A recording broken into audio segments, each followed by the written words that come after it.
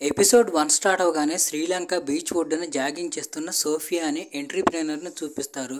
సోఫియాని అక్కడి నుంచి ముందుకు వెళ్ళనివ్వకుండా అడ్డుకుంటూ అక్కడున్న సెక్యూరిటీ వాళ్ళు ఇక్కడ వీఐపీ ఫోటోషూట్ జరుగుతుంది, ముందుకు వెళ్ళడానికి వీలు కాదని చెప్పి ఆమెను అక్కడే ఆపేస్తారు. దాంతో సోఫియాకి విపరీతమైన కోపం వస్తుంది. అప్పుడే సోఫియా అసిస్టెంట్ అక్కడికి వచ్చి సోఫియాతో మాట్లాడుతూ ఈరోజు కొత్త వెంచర్కి సంబంధించిన మీటింగ్ ఉంది, మీరు దాంట్లో పార్టిసిపేట్ చేయాలని చెప్తుంది. దాంతో లేట్ అవుతుందని చెప్పి సోఫియా వెంటనే వెళ్ళి మీటింగ్ స్టార్ట్ చేస్తుంది. సోఫియా తన బోర్డు మెంబర్స్తో కొత్త వెంచర్ ది రాయల్ బిఎన్బి గురించి చెప్తుంది. అసలు ఈ వెంచర్ ఉద్దేశం ఏంటంటే రాయల్ ప్యాలెస్లో నార్మల్ పీపుల్కి కూడా రాయల్ ట్రీట్మెంట్ ఇస్తారు, దాంతో వాళ్ళకు కూడా రాయల్ పీపుల్ అనే ఫీలింగ్ కలుగుతుంది. సోఫియా ఈ బిజినెస్ తొందరలోనే బాగా సక్సెస్ఫుల్ అవుతుందని బలంగా నమ్ముతుంది. అయితే అక్కడే కూర్చున్న జుబిన్ దీనికి ఒప్పుకోడు, ఈ బిజినెస్లో చాలా రిస్క్ ఉందని అంటాడు. అప్పుడే సోఫియా కోఫౌండర్ కునాల్ మాట్లాడుతూ సోఫియా ఐడియా చాలా బాగుంది, మనం దీని మీద తప్పకుండా వర్కౌట్ చేయాలని అంటాడు. దాంతో జుబిన్ కూడా ఒప్పుకొని ముందు మీరు ఇండియాకి రండి, తర్వాత మాట్లాడుకుందామని అంటాడు. కట్ చేస్తే అదే రోజు రాత్రి సోఫియాకి ఒక అవార్డు ప్రజెంట్ చేస్తారు. ఆ అవార్డు తీసుకోవడానికే సోఫియా శ్రీలంక వెళ్తుంది. ఆ అవార్డ్ ఫంక్షన్లోనే సోఫియా సమీరా అనే ఒక లేడీని కలుస్తుంది. సమీరా ఎవరంటే Sophia opponent company founder. Samira సోఫియాతో మాట్లాడుతూ మాతో పాటు కలిసి పనిచేయి, మనం బిజినెస్ని తొందరగా గ్రో చేయొచ్చు అని అంటుంది. అయితే సోఫియా దానికి ఒప్పుకోదు. తర్వాత సోఫియా ఒక క్లబ్లో కూర్చొని వీడియో కాల్లో వాళ్ళ బామ్మ తాతయ్యతో మాట్లాడుతూ ఉంటుంది. అప్పుడే వెయిటర్ సోఫియా దగ్గరికి వచ్చి మేడం ఇక్కడ కాల్ మాట్లాడటం అలౌడ్ కాదు, ఎందుకంటే పక్కనే వీఐపీ పార్టీ జరుగుతుందని చెప్తాడు. ఆ మాట వినగానే సోఫియాకి విపరీతమైన చిరాకు వస్తుంది. ఇక్కడ నుండి సోఫియా డైరెక్ట్గా ఆ వీఐపీ పీపుల్ దగ్గరికి వెళ్తుంది. వాళ్ళు అతి చేస్తూ ఉంటారు. సోఫియా వాళ్ళ నోరు మూయిస్తూ ఇక్కడ నార్మల్ పీపుల్ కూడా ఉన్నారు, బిహేవ్ చేయండి అని అంటుంది. దాంతో వాళ్ళు సైలెంట్ అయిపోతారు. సోఫియా మాట్లాడే మాటలన్నీ అక్కడే ఉన్న అభిరాజ్ కూడా వింటాడు. అతను వీఐపీ గ్రూప్లో మెంబర్. తర్వాత అతను వచ్చి సోఫియాతో మాట్లాడటం స్టార్ట్ చేస్తాడు. ఎందుకంటే అభిరాజ్కి సోఫియా మాటలు చాలా ఇంట్రెస్టింగ్గా అనిపిస్తాయి. వాళ్ళిద్దరూ ఒకళ్ళతో ఒకళ్ళు మాట్లాడుకుంటున్నప్పుడు ఒకళ్ళనొకళ్ళు ఫ్లర్ట్ చేయడానికి ట్రై చేస్తారు. తర్వాత వాళ్ళిద్దరూ ఇంటిమేట్ అవడానికి ఒక రూమ్లోకి వెళ్తారు. వాళ్ళిద్దరూ ఇంటిమేట్ అయ్యేలోపే వాళ్ళిద్దరికీ కాల్ వస్తుంది. సోఫియా కునాల్తో మాట్లాడుతుంటే అభి వాళ్ళమ్మతో మాట్లాడుతూ ఉంటాడు. అభి వాళ్ళమ్మ అభిని రేపే మోర్పూర్ రమ్మని చెప్తుంది. తిరిగి మళ్ళీ వాళ్ళిద్దరూ ఇంటిమేట్ అవ్వబోతూ ఉంటారు. అప్పుడే ఏదో చిన్న మాట వల్ల వాళ్ళిద్దరి మధ్య చిన్న డిస్టర్బెన్స్ వస్తుంది. అప్పుడు సోఫియా అభిని తిడుతూ మీ నాన్న వల్లే నీకు ఈ వీఐపీ ట్రీట్మెంట్ దక్కుతుందని అంటుంది. దాంతో అభికి విపరీతమైన కోపం వచ్చి అభి కూడా సోఫియాని తిడతాడు. దాంతో వాళ్ళిద్దరి మధ్యలో గొడవ అవుతుంది. అభి కోపంగా అక్కడి నుండి వెళ్ళిపోతాడు. కట్ చేస్తే మనకి తర్వాత రోజు మోర్పూర్ ఇండియా సీన్ని చూపిస్తారు. అక్కడ ప్యాలెస్లో ఒక మీటింగ్ జరుగుతూ ఉంటుంది. నిజానికి ఆ మహల్ మహారాజా చచ్చిపోయి 6 నెలలు అవుతుంది. ఈరోజు అతను వీలునామా చదువుతారు. అప్పుడే అభి అక్కడికి వస్తాడు. ఇక్కడే మనకు తెలిసే విషయం ఏంటంటే అభి ఆ మహల్కి వారసుడు. అభికి ఒక బ్రదర్ ఉన్నాడు, అతని పేరు దిగ్విజయ్. అలాగే అభికి ఒక సిస్టర్ కూడా ఉంది, ఆమె పేరు జెన్నీ. అభి అక్కడికి లేటుగా వచ్చాడని చెప్పి అభి వాళ్ళ అమ్మ పద్మజ అభిని తిడుతూ ఉంటుంది. అయితే అభి వాళ్ళ బామ్మ అప్పుడే అక్కడికి వచ్చి పద్మజను ఆపుతుంది. తర్వాత వీలునామా చదువుతారు. అందరికీ తలా కాస్త ఏదో ఒకటి దొరుకుతుంది. కానీ మెహల్ మాత్రం అభి పేరు మీద ఉంటుంది, ఎందుకంటే అభి అయితే మెహల్ని గ్రో చేస్తాడని. ఈ మాట వినగానే దిగ్విజయ్ షాక్ అయిపోతాడు. ఎందుకంటే ఇన్ని రోజులు మెహల్ని జాగ్రత్తగా చూసుకుంటుంది దిగ్విజయే. ఇప్పుడు దాకా అభి న్యూయార్క్లోనే ఉన్నాడు. అప్పుడే పద్మజ మాట్లాడుతూ ఇది మహారాజ్ గారి కోరిక, మనం దీనికి వ్యతిరేకంగా వెళ్ళకూడదని అంటుంది. తర్వాత వకీలు వీలునామా చదువుతూ ఆస్తుల పంపకాలు అయితే అయిపోయాయి, మహారాజా తన పేరు మీద ఉన్న ఆస్తి మొత్తం మోరిస్ పేరు మీద రాశాడని చదువుతాడు. ఆ మాట వినగానే అందరూ షాక్ అయిపోతారు. అసలు ఈ మోరిస్ ఎవరు, మోరిస్ అంటే ఈ నాన్నకి ఎందుకు అంత ప్రేమ అని ఆలోచిస్తూ ఉంటారు. వకీల్ ఇంకో మాట కూడా చెప్తాడు. అంతేకాకుండా ఈ మెహల్ మీద చాలా అప్పులున్నాయి, మీరంతా కలిసి అప్పుల్ని జమ చేయాలని అంటాడు. ఆ మాట వినగానే అభికి విపరీతమైన కోపం వస్తుంది. నేను మళ్ళీ న్యూయార్క్ వెళ్ళిపోతున్నానని అక్కడ నుండి లేచి వెళ్ళిపోతాడు. ఇంకోవైపు సోఫియా ముంబై వచ్చి జుబిన్ని కలుస్తుంది. జుబిన్తో మాట్లాడుతూ సోఫియా ఈ వెంచర్లో నీకు ఖచ్చితంగా ప్రాఫిట్ చూపించి తీరుతానని అంటుంది.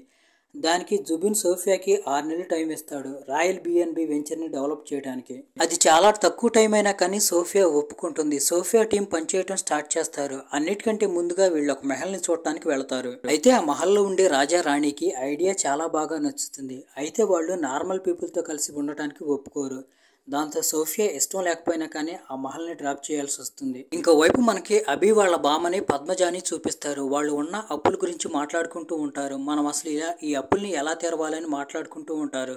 మహల్ తప్ప వాళ్ళ దగ్గర ఇంకా ఏమీ లేదు. ఇంకోవైపు మనకి కుకింగ్ చేస్తున్న దిగ్విజయ్ని చూపిస్తారు. దిగ్విజయ్కి కుకింగ్ చేయటం అంటే చాలా ఇష్టం, కానీ అతను ఒక రాయల్ కిడ్ అవటం వల్ల ప్రపంచానికి ఇదంతా చూపిస్తుడు. తర్వాత రోజు దిగ్విజయ్ తను వండిన ఫుడ్ ని అందరికీ సర్వ్ చేస్తూ నా దగ్గరికి ఒక కొత్త కుక్ వచ్చాడు, అతనే ఈ ఫుడ్ వండాడని చెప్తాడు. అందరూ ఆ ఫుడ్ తిని చాలా బాగుందని మెచ్చుకుంటారు. అప్పుడే దిగ్విజయ్ అభికి ఒక మాట చెప్తూ నా దగ్గరికి ఒక ఐడియా వచ్చింది, ఆ ఐడియా ఉంటే తొందరలోనే మనం చాలా డబ్బుల్ని సంపాదించవచ్చు అని అంటాడు. అభి వెంటనే ఓకే అంటాడు. సరే వాళ్ళని రమ్మనమని చెప్పు అంటాడు అభి. తర్వాత రోజు సోఫియా కునాల్ మెహల్కి వస్తారు, ఎందుకంటే మెహల్కి ఆఫర్ పంపించింది వాళ్లే. తర్వాత వాళ్ళిద్దరూ కలిసి మెహల్ మొత్తం చూస్తూ ఉంటారు. అప్పుడే దిగ్విజయ్ వచ్చి వాళ్ళని కలుస్తాడు. మీ ఆఫర్ చదివాను, చాలా బాగుంది, మిమ్మల్ని ఇక్కడికి రమ్మనమని చెప్పింది నేనే అంటాడు. అప్పుడే అక్కడికి అభి వస్తాడు. సోఫియా అభిని అలాగే చూస్తూ ఉండిపోతుంది. ఇతనెక్కడికి ఎందుకు వస్తున్నాడని అంటుంది. ఇప్పుడు దిగ్విజయ్ సోఫియాకి చెప్తాడు, ఇతనే ఈ మెహల్కి ఇప్పుడు మహారాజ్ అని. తర్వాత అభి వచ్చి సోఫియాతో మాట్లాడుతూ నీ ప్రాజెక్టుకి సంబంధించిన కంప్లీట్ డీటెయిల్స్ నాకు కావాలి, ఆ తర్వాతే మనం డీల్ చేస్తామని అంటాడు. ఇక్కడతో ఎపిసోడ్ 1 ఎండ్ అయిపోతుంది. ఎపిసోడ్ 2 స్టార్ట్ అవగానే దిగ్విజయ్ వచ్చి అభి మీద అరుస్తూ నిన్ను అసలు పిచ్చేవాడు అడగమన్నాడు, అయినా కానీ నేను అలా ఆఫర్ చూశాను, ఆఫర్ చాలా బాగుందని అంటాడు.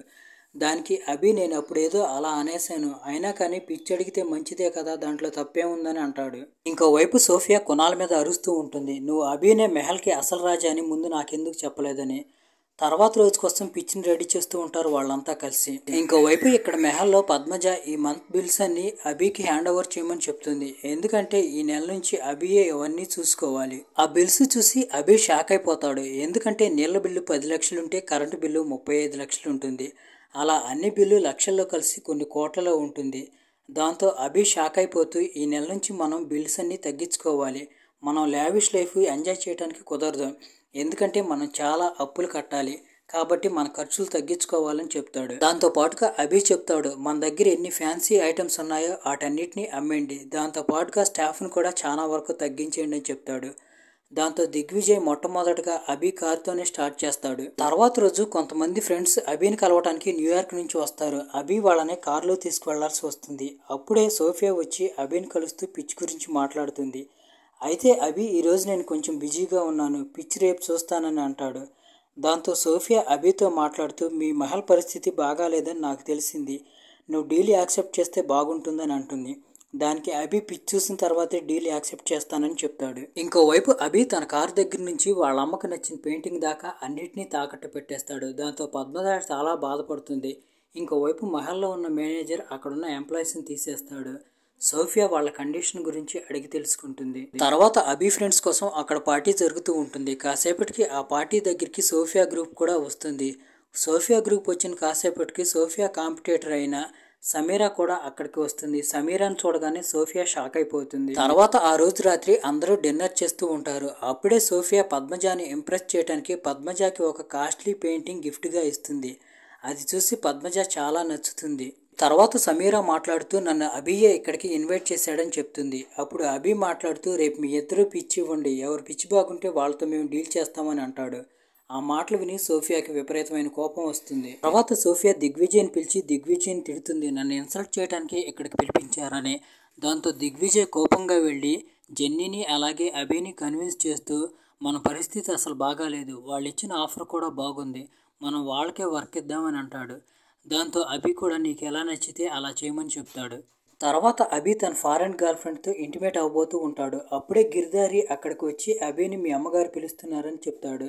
దాంతో అభి పద్మజ దగ్గరికి వెళ్తాడు. అప్పుడు పద్మజ అభితో మాట్లాడుతూ ఒకవేళ నీకు ఆ అమ్మాయి ఇష్టమైతే ఆ అమ్మాయిని పెళ్లి చేసుకో, ఇలాంటివన్నీ చేయడానికి కుదరదని చెప్తుంది.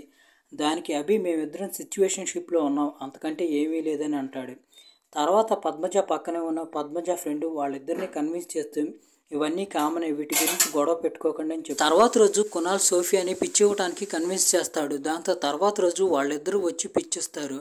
అప్పుడు సమీరా మాట్లాడుతూ ఈ బిల్డింగ్ కోసం మేము గుడ్ అమౌంట్ పే చేస్తున్నాం, అంటే దీన్ని మేము రెంట్కి తీసుకుంటున్నాం అనమాట, అందువల్ల మీరు ఈ బిల్డింగ్ని మాకు ఇచ్చేసి వేరే చోట వెళ్ళి రెంట్కు ఉండాలని చెప్తుంది. అయితే ఆ మాటలు అక్కడున్న వాళ్ళకి ఎవరికి నచ్చవు. తర్వాత సోఫియా మాట్లాడుతూ మీరు ఈ మెహల్లోనే ఉండొచ్చు, అది కామన్ మ్యాన్తో ఉండాలి, అలా ఉంటే మీకు గుడ్ అమౌంట్ పే చేస్తామని చెప్తుంది.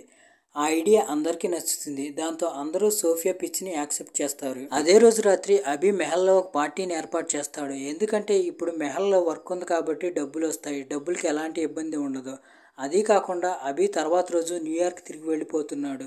దిగ్విజయ్ కూడా ఆ రోజు రాత్రి పార్టీలో విపరీతంగా ఎంజాయ్ చేస్తాడు. ఎందుకంటే ఇక నుంచి మెహల్కి రాజు దిగ్విజయే. తర్వాత అభి కూడా సోఫియాని తనతో పాటు డ్యాన్స్ చేయడానికి ఇన్వైట్ చేస్తాడు. దాంతో వాళ్ళిద్దరూ డ్యాన్స్ చేస్తారు. ఇంకోవైపు సోఫియా మెంబర్ అయిన నిక్కీతో ఉన్న జెన్నీని చూపిస్తారు. తను ఫ్లర్ట్ చేస్తూ ఉంటుంది. తర్వాత సోఫియా అభితో మాట్లాడుతూ, నువ్వు ఇక్కడ నుండి ఎందుకు వెళ్ళిపోతున్నావు, ఇక్కడ నీకు చాలా రెస్పాన్సిబిలిటీస్ ఉన్నాయి కదా అని అంటుంది. దానికి అభి, నేను ఈ రెస్పాన్సిబిలిటీస్ నుంచి పారిపోవటం లేదు, న్యూయార్క్ నేను వెళ్తున్నాను, ఎందుకంటే కేవలం న్యూయార్క్లో నా ఫ్రెండ్స్ ఉన్నారని అంటాడు. దాంతో సోఫియా అభి మీద జోక్ చేస్తుంది. దాంతో అభికి విపరీతమైన బాధ కలుగుతుంది. వెంటనే కోపంగా అభి మైక్ దగ్గరికి వెళ్ళి అందరికీ వినపడేటట్టు పెద్దగా అనౌన్స్ చేస్తాడు. నేను ఇక నుండి న్యూయార్క్ వెళ్ళట్లేదు, ఇక్కడే ఉండి ఈ మెహల్ని చూసుకుంటానని చెప్తాడు. దాంతో దిగ్విజయ్ ఫీజులు ఎగిరిపోతాయి. ఎపిసోడ్ 3 స్టార్ట్ అవగానే ఒంటరిగా ఉన్న సోఫియాని చూసి అభి సోఫియా దగ్గరికి వస్తాడు. తర్వాత వాళ్ళిద్దరూ కిస్ చేసుకుంటూ ఉంటారు. అయితే సోఫియా తనను తాను కంట్రోల్ చేసుకుని అక్కడ నుండి రూమ్లోకి వెళ్ళిపోతుంది. కాసేపటికి సోఫియా రూమ్లోకి కునాల్ వస్తాడు. ఆ తర్వాత వాళ్ళిద్దరూ ఇంటిమేట్ అవుతారు. ఉదయం నిద్ర లేచిన తర్వాత సోఫియా రాత్రి జరిగిన దాని గురించి కునాల్తో మాట్లాడాలని మెసేజ్ చేస్తుంది. అయితే కునాల్ మాత్రం సోఫియా మెసేజ్కి రిప్లై కూడా ఇయ్యడు. అప్పుడే సోఫియా బెడ్ పైనుంచి నీళ్లు పడతాయి. అది చూడగానే సోఫియా షాక్ అయిపోయి, ఈ మహల్ పరిస్థితి చాలా విపరీతంగా ఉంది, దీన్ని ఎలాగైనా కానీ రిపేర్ చేయించాలని అనుకుంటుంది. ఇంకోవైపు మనకి అభిని చూపిస్తారు. తను ఇప్పుడు రాజుగా తన పనులు చేయడం స్టార్ట్ చేశాడు. ఈరోజు అభి సీఎంతో కలిసి ఒక పోలో గ్రౌండ్ ఓపెన్ చేయాలి. ఆ తర్వాత ఫోటోషూట్ కూడా ఉంది. అభి అక్కడికి వెళ్తాడు. ఇంకోవైపు మహల్లో షూటింగ్ చేయడానికి ఆఫర్ కూడా వస్తుంది. ఆఫర్ని బాలీవుడ్ సూపర్ స్టార్ ఎవరో రంజిత్ తీసుకొని వస్తాడు. మహారాణి పద్మజాను చూడగానే రంజిత్కి విపరీతంగా నచ్చుతుంది. దాంతో రంజిత్ పద్మజాతో ఫ్లర్ట్ చేయడం స్టార్ట్ చేస్తాడు. ఇంకోవైపు అభి సోఫియా కునాల్తో కలిసి వాళ్ళ వెంచర్ కోసం ఫోటోషూట్ జరుగుతూ ఉంటుంది. అప్పుడే సోఫియా అభిని గెస్ట్ వింగ్లోకి నీళ్ళు ఎలా వచ్చినాయి అని అడుగుతుంది. అయితే అభి దాని గురించి పెద్దగా పట్టించుకోడు. అదే రోజు రాత్రి రంజిత్ పద్మజాకి చాలా పాటల సీడీలు అలాగే వాటితో పాటు ఒక లెటర్ కూడా పంపిస్తాడు. అంటే రంజిత్ ఎలాగైనా కానీ పద్మజాని ఇంప్రెస్ చేయాలనుకుంటున్నాడు. తర్వాత సోఫియా తన టీం మెంబర్స్తో మాట్లాడుతూ మెహల్ని మెయింటైన్ చేయడానికి ఎంత ఖర్చు అవుతుందో చెప్తుంది. అది విని వాళ్ళంతా షాక్ అయిపోతారు. తర్వాత కునాల్ అభి దగ్గరికి వచ్చి ఆ వింగ్ గురించి మాట్లాడతాడు. కొన్ని రోజులే టైం ఉంది లాంచ్ చేయడానికి, మనకు వింగ్ కావాలని అంటాడు.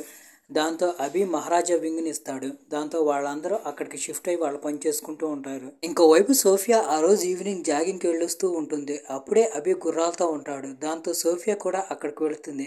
కాసేపటి తర్వాత సోఫియాని వదిలిపెట్టడానికి అభి సోఫియాని తీసుకువెళ్తాడు. తర్వాత సోఫియా తన టీం మెంబర్స్తో మాట్లాడుతూ లాంచ్ కంటే ముందు కొన్ని రోజులు మనం ఏదైనా అడ్వర్టైజ్ చేస్తే బాగుంటుందని అంటుంది. దానికి వాళ్ళు ఎక్కడ చేయిస్తే అక్కడ ఊడిపడిపోతుంది, ఇంకా మనం ఇక్కడేమీ అడ్వర్టైజ్ చేస్తామని అంటారు.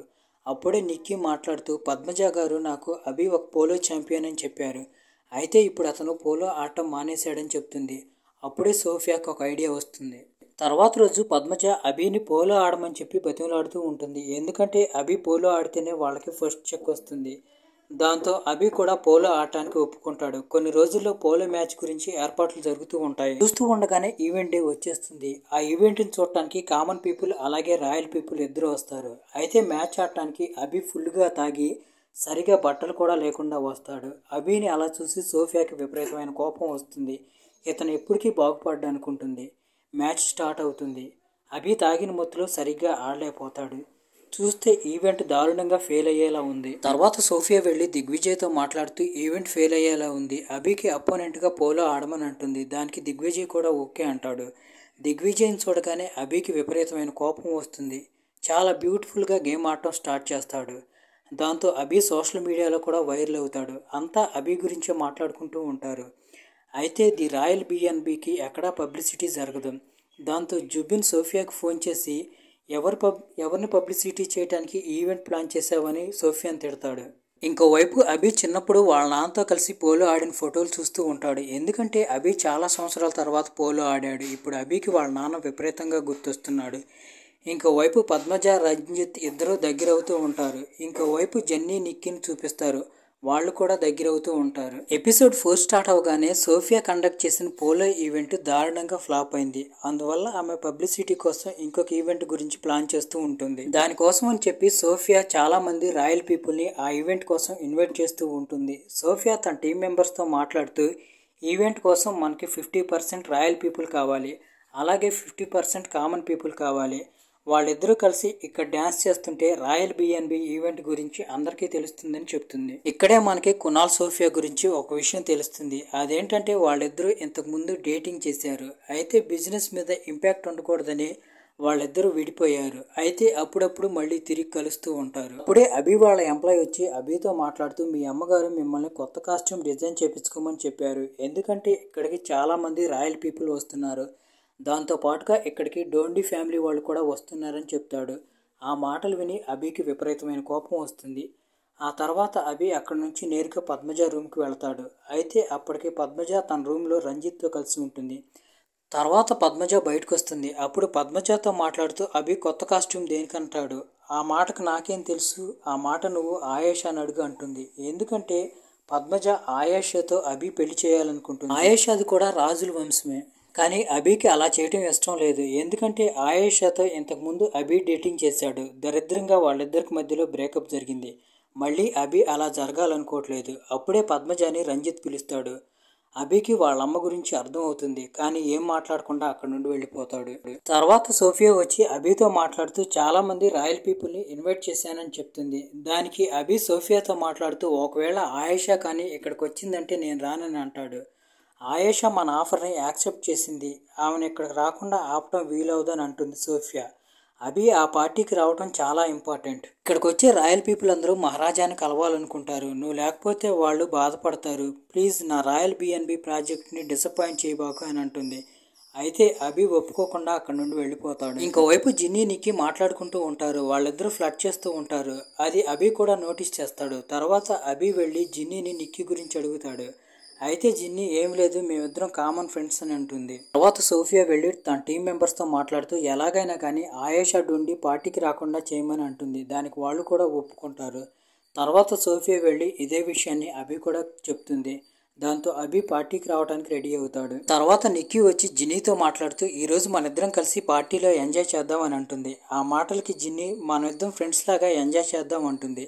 అప్పుడు నిక్కీ నిన్ను ఫ్రెండ్ అనుకోవట్లేదు, ఫ్రెండ్ కంటే ఎక్కువ అనుకుంటున్నానని చెప్తుంది. ఆ మాటలు విని జిన్నీ ఏం మాట్లాడకుండా అక్కడి నుండి వెళ్ళిపోతుంది. ఆ రోజు రాత్రి పార్టీ స్టార్ట్ అవుతుంది. ఈసారి ఈవెంట్ సక్సెస్ అవుతుందని సోఫియా బలంగా నమ్ముతుంది. ఇంకోవైపు కపుల్స్ ఒకళ్ళతో ఒకళ్ళు చేంజ్ అయ్యి డ్యాన్స్ చేస్తూ ఉంటారు. అలా డ్యాన్స్ చేయటం వల్ల కామన్ పీపుల్ అలాగే రాయల్ పీపుల్ ఇద్దరు కలిసి డ్యాన్స్ చేస్తూ ఉంటారు. వాళ్ళు దాన్ని బాగా ఎంజాయ్ చేస్తూ ఉంటారు. ఇంకోవైపు సోఫియా అభి కూడా డ్యాన్స్ చేస్తూ ఉంటారు. జిన్నీ టైం చూసుకొని నిక్కీని పక్కకు తీసుకువెళ్తుంది. పక్కకు వెళ్ళి వాళ్ళిద్దరూ కిస్ చేసుకోవటం స్టార్ట్ చేస్తారు. అంటే దీని అర్థం వాళ్ళిద్దరూ కూడా ఒకళ్ళనొకళ్ళు లవ్ చేసుకుంటున్నారు. అప్పుడే అక్కడికి ఆయేషా డూండి వస్తుంది. ఆయేషా డూండిని అక్కడ చూసి అభి షాక్ అయిపోతాడు. అసలు ఆయేషాని ఇక్కడికి ఎవరు పిలిచారని అనుకుంటాడు.